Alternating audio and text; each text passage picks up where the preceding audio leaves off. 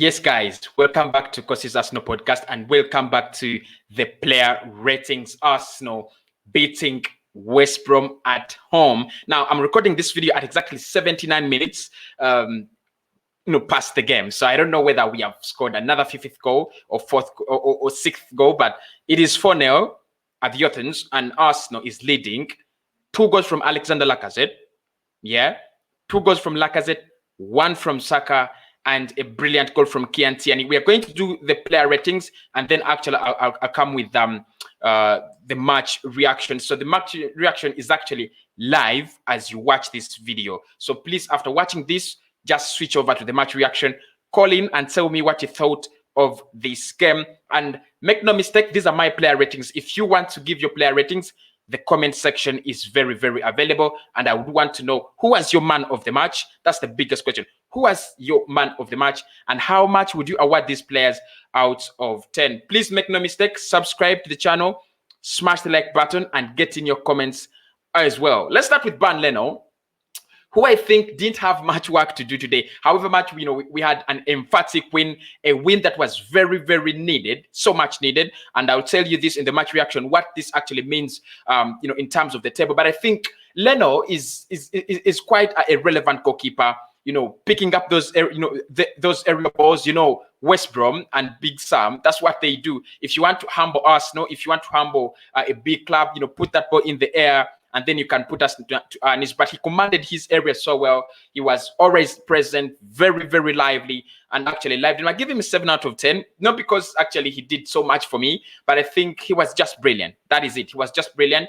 He didn't do so much for me. I mean, no reflex saves, nothing like that. But he was quite brilliant. I think I'll give him a 7 out of 10. I think he has had a rough season and is, beginning to settle in, get a couple of, good results, clean sheets and so on.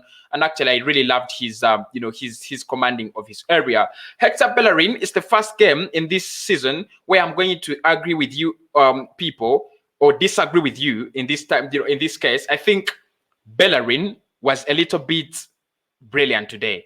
I think he was a little bit brilliant because when the way he was linking up with Bukayo Saka on that right wing, I think he was better than the Bellerin you have already seen. Of course, the handballs are corrected now. He can take a proper handball. I don't know what had actually happened to him, but I think he was a little bit brilliant today. He was going on forward for well, and he wasn't so much of exploited when it came to defending, because you expected Sam Allardyce and West Brom to take us on the break. And of course, the only weak link in that defense has always been Hector Bellerin. I think he was a little bit more solid today, doing well going forward. He created a couple of chances. If we were, lucky enough, we should have scored, from any of the chances Hector Bellerin, created. But the way he was playing the one-on-ones with the one-on-ones, the 1-2-1-2s with Bukayo Saka on the left, I loved it. I think I don't know if he's improving, but today's game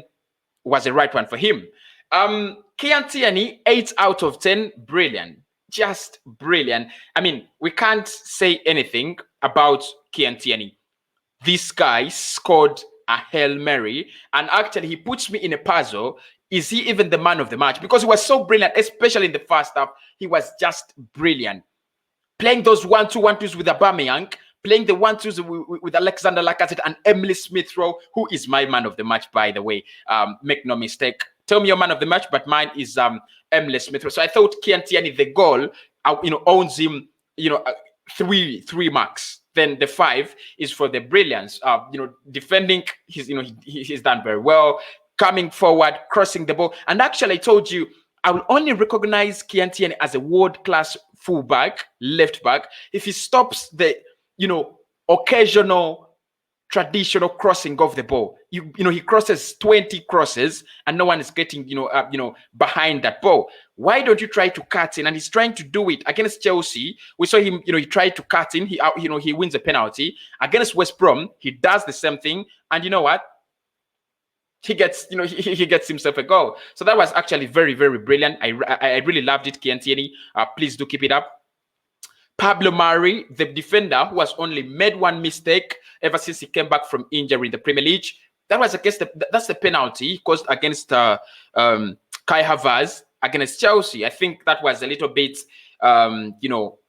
too much. But I think he is very calm. And against West Brom today, they were not his match.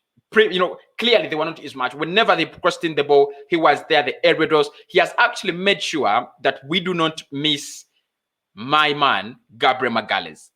If you are satisfied with Pablo Mari, you'll give him a 7 out of 10, just like I've done. And Rob Holding as well, I'll give him a 7 out of 10. I think it was a little bit more solid. There are times when Pablo Mari was, mistimed, the crossing, or was ill positioned, and Rob Holding was doing the cover up very, very, very well. I love that. I hope we can keep it up. It looks like whatever defensive duo we use this season, we are brilliant defensive wise. I mean, when we use Gabriel Magalhaes and Rob Holding, you could see the shakies, but again, we don't look at that. We don't look like that desperately, ill defensive team. And now we are using Murray and Rob Holding. We have also used David Louis and Rob Holding. We have used Squadron Mustafi and and Gabriel Magalhaes, and it seems that the defensive discipline is still there at Arsenal.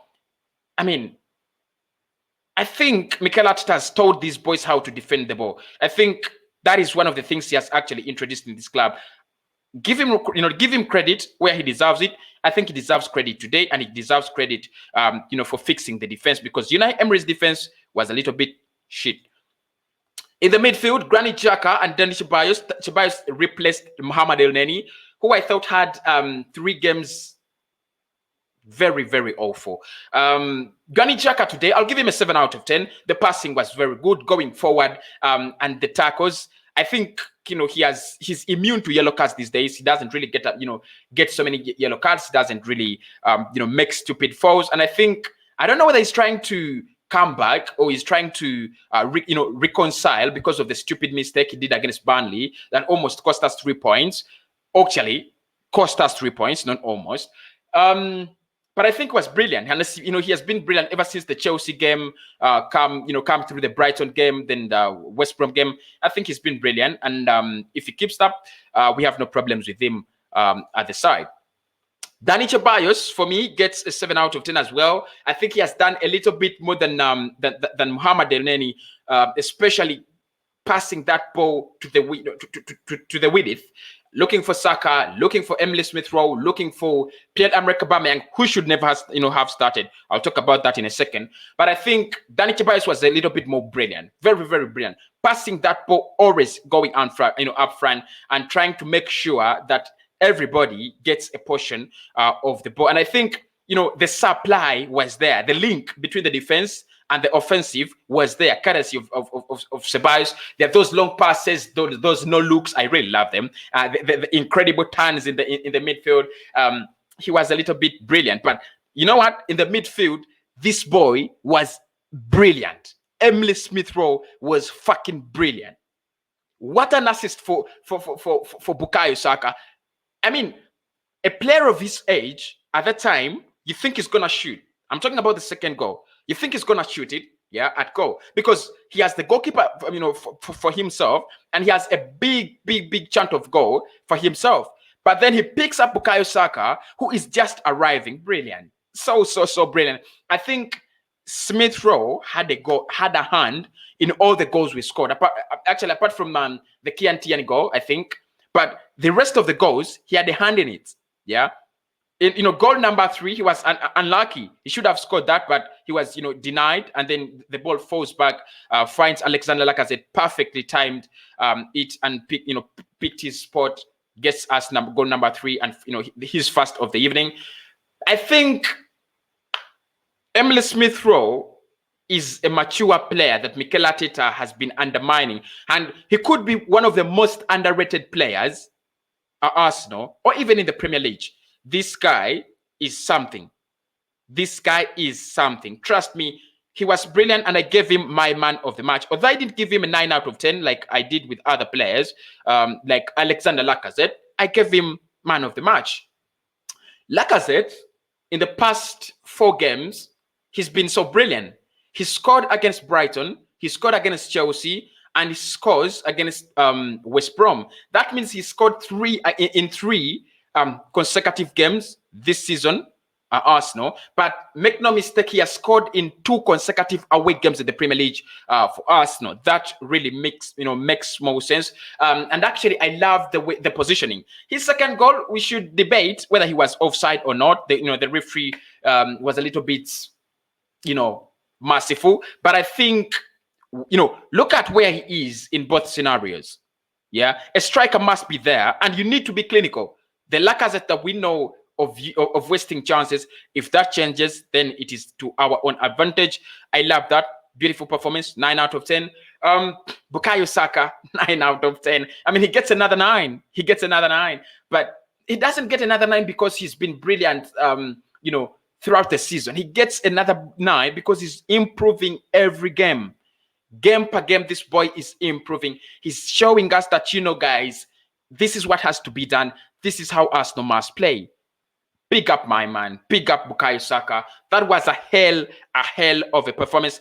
What a goal. I mean, it wasn't so much of, a cracker, but the build-up. He is involved in the build-up and involved in the finish. Yeah. Bukayo Saka, that was, that was so massive. And, he tried to create chances for Pierre-Emerick Aubameyang, but Aubameyang couldn't see it. He couldn't, utilize those chances. What a pity. The young boys are doing it. The older players are still struggling. Even when we are back, the older players are still struggling. We don't know what I don't know what we are going to do to raise Aubameyang, to raise the quality and the performance of these older players, because they're still struggling, and the young boys are clearly they clearly do not have time to wait for them. Brilliant from Bukayo Saka, so brilliant. I'll give Pierre-Emerick Aubameyang a 6 out of 10. He was my worst player on the night. He was my worst. And make no mistake, I love him. I think he's the player I love most at Arsenal. But okay, he missed a couple of chances, but he didn't utilize that left wing. He didn't play very well with Kian Tierney. Yeah, like Gabriel Martinelli does it. If it was Gabriel Martinelli, I suppose and I suspect that either Martinelli would have had an assist in that game, or he should have scored. So he didn't really impress me down the left, and he has not impressed me this season when he's playing through the middle. And that's why we dropped, Mikel Arteta drops him to the left and then uses Alexander Lacazette. So let us think he will actually, come up. I didn't like really his performance. But the body language is back. You can see that he's, fighting. He has the fighting spirit in him. He wants to fight to come back, but things are not yet working out for him. And such a pity. Mikel Arteta gets a 10. His first 10 out of 10. Now, look, you might tell me, Kosi, why do you give Mikel Arteta a 10 out of 10? The reason is he has realized his mistakes. That is what I wanted. Realize your mistakes. You're not picking the right side. Can you wake up and pick the right side? And I think he did it. He finally did it. Finally, he goes 3 consecutive games getting the squad selection right, playing the youngsters. Yeah. Of course, I know, and I've already told you this. When he doesn't have Thomas Partey, he doesn't have midfield alternatives. But he can see that Mohamed Elneny has been crap in the past 2 games. Let me introduce Danny Ceballos as an alternative. It's as simple as that. That's what he needed to do throughout the season. But he was making us lose games, and every good performance we get clearly shows that he has been the person who, why. He's the reason as to why we've been losing games. He's the reason as to why we have been, shit and crap the whole season. Yeah. But I think I loved it. I really loved it. And he knew what Big Sam was preparing for us. And, this time I thought he had a game plan. Yeah. Because he knew you go against Big Sam. What is he going to do? Sit back, take you on the break. And you saw whenever Westbrom had the ball, they were very, very fast. Yeah. Very, very fast. And for us, what we did is you get the ball from them, take them back, make sure that you exploit the space between their wingers and their fullbacks. And we did that so well. Kian Tierney did it. He scored a goal. We did that in the second goal. We scored a goal. Bukayo Saka crosses in, a very nice, cross for the third goal. I think we really exploited Big Sam's, tactics and ways. And I think we were absolutely brilliant. What are your player ratings? And smash the like button. Let us get them to 100. Please do. I love you so much, and I'll speak to you very, very soon on the match reaction. Make no mistake.